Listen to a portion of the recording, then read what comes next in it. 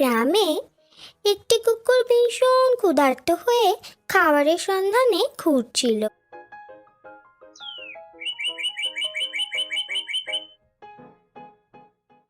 সে গ্রামের বিভিন্ন বাড়ির চারিপাশে গিয়ে খাবার খুঁজছিল। এদিক ওদিক খুঁজতে খুঁজতেও সে কিছুতেই খাবারের সন্ধান পেল না।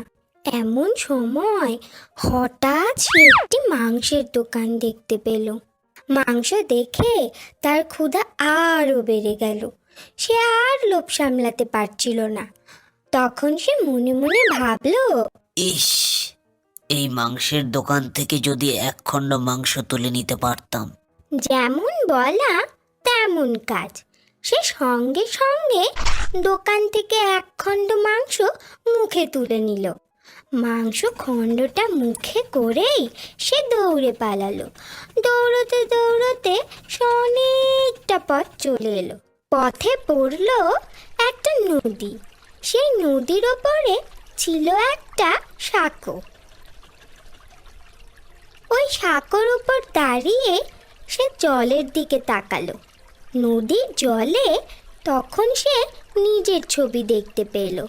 নিজের ছবি দেখে সে মনে মনে ভাবলো, তারই মতো আরেকটা কুকুর মাংসখণ্ড মুখে করে পালাচ্ছে।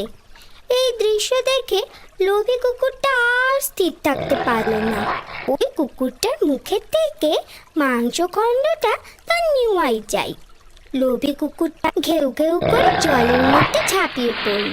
জলে ঝাঁপানোর সঙ্গে সঙ্গেই তার মুখ থেকে মাংস টুকরোটা জলের মধ্যে পড়ে তলিয়ে গেল। তখন লোভী কুকুর জল থেকে সাঁতরে ডাঙায় উঠে এলো আর ভাবতে লাগলো, লোভ করার ফলেই আজ আমার এই হাল হলো। কাজেই এবার থেকে সে আর কোনোদিন লোভের বশবর্তী হয়ে কিছু করতে যাবে না। যা পাবে তাতেই সন্তুষ্ট থাকবে। বেশি লোভ করলে পরে পস্তাতে হয়।